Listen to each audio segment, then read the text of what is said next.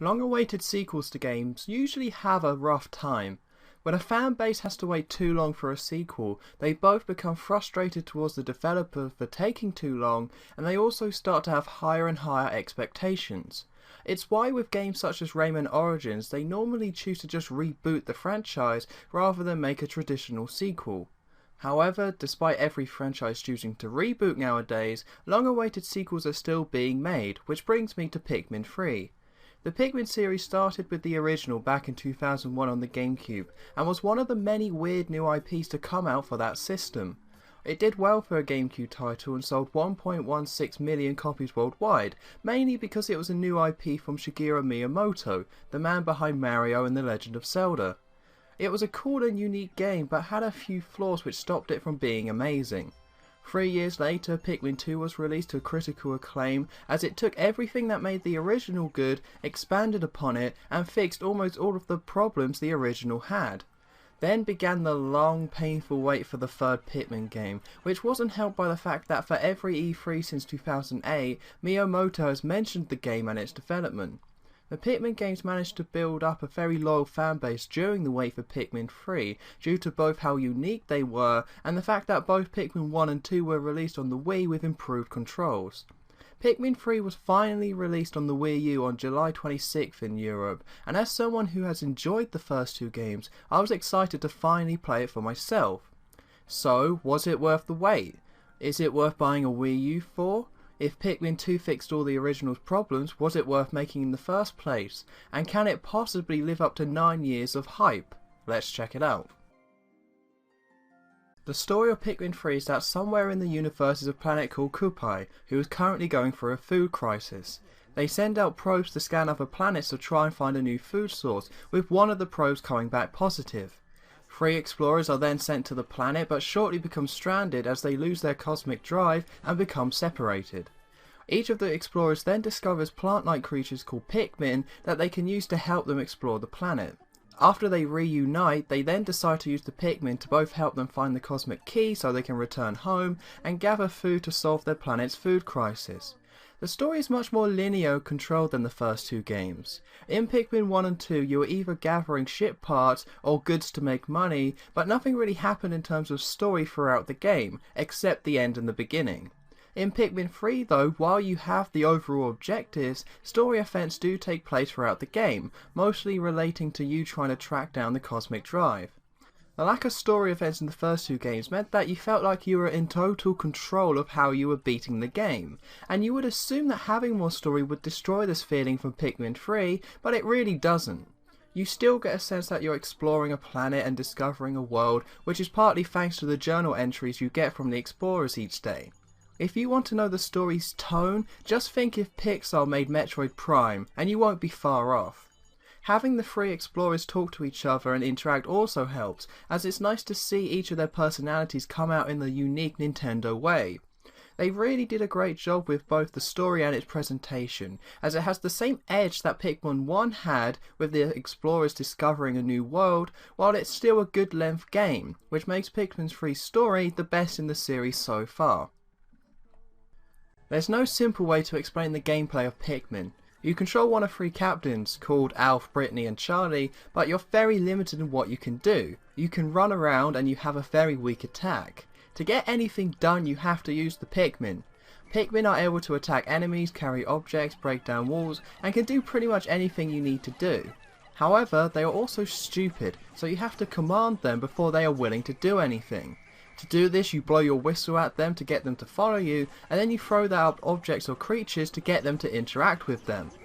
You can have up to 100 at one time, but you need to grow more Pikmin by having other Pikmin carry creatures or pellets back to the ship called the Onion, which then produces more Pikmin. The whole game involves commanding Pikmin in different ways, which would make this game more like a real-time strategy game, but don't expect anything like Command and Conquer. Strategy does play a large part of progressing though.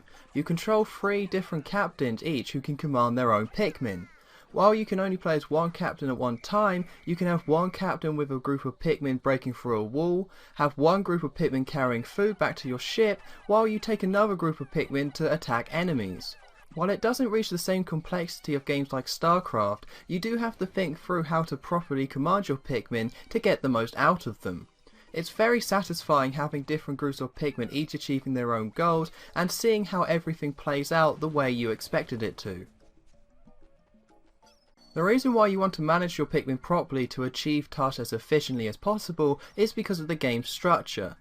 The game is split into separate days, each being about 30 minutes long.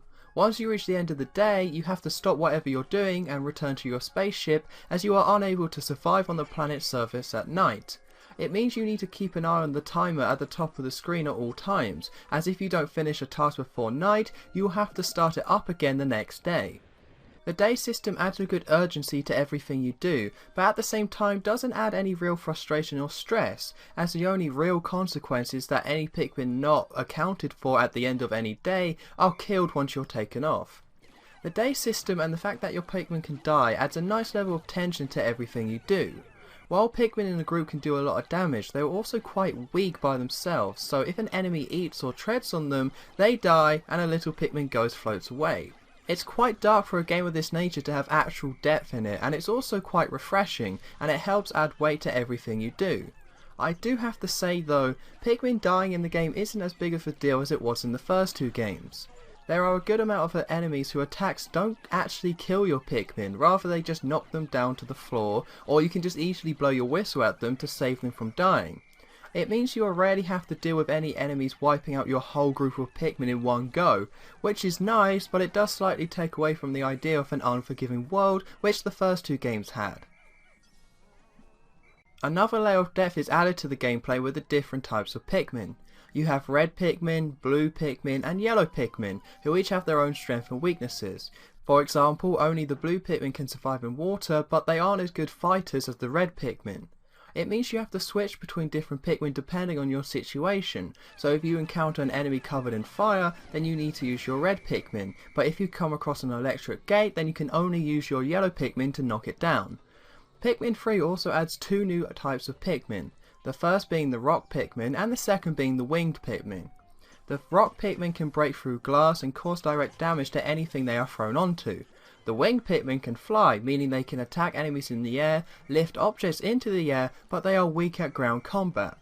While the white and purple Pikmin felt a bit out of place in Pikmin 2, the winged and rock Pikmin fit perfectly into Pikmin 3.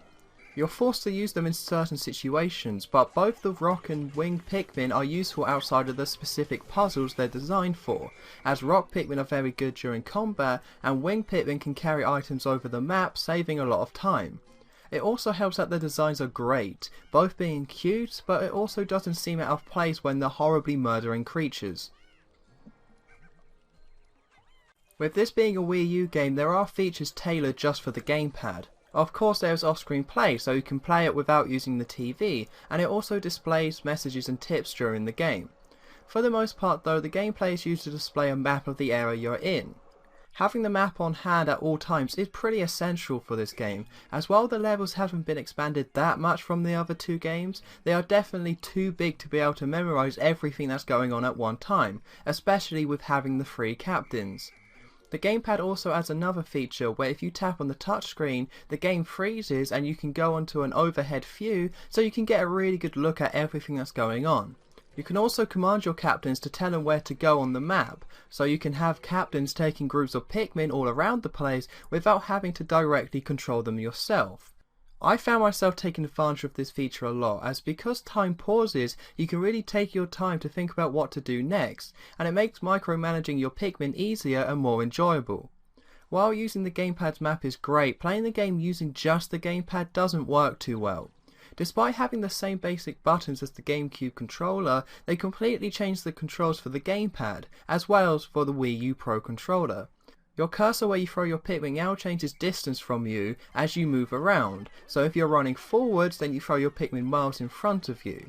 You can hold R to lock your character into place so you can aim more precisely, but the controls feel far from natural. Luckily Pikmin 3 also supports using the Wiimote and Nunchuck, and it's the best way to play the game. You use the pointer to aim where you throw your Pikmin and it works great. The setup I used was that I used the Wiimote and Nunchuck for movement, but I still had the gamepad in front of me in case I needed to check the map.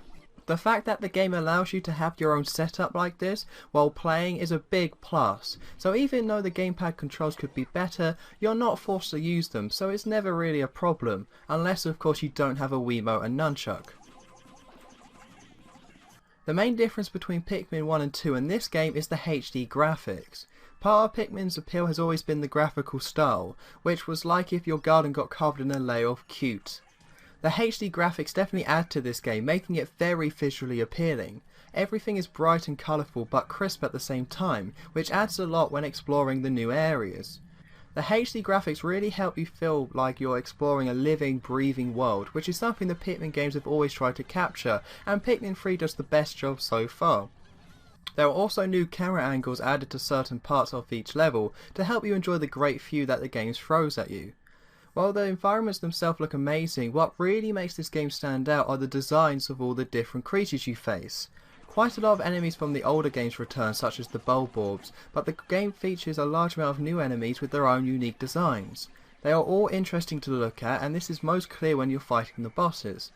Now the bosses are easier than in previous games, but they definitely make up for it with their weird and wonderful designs, that you will both find adorable and disgusting at the same time.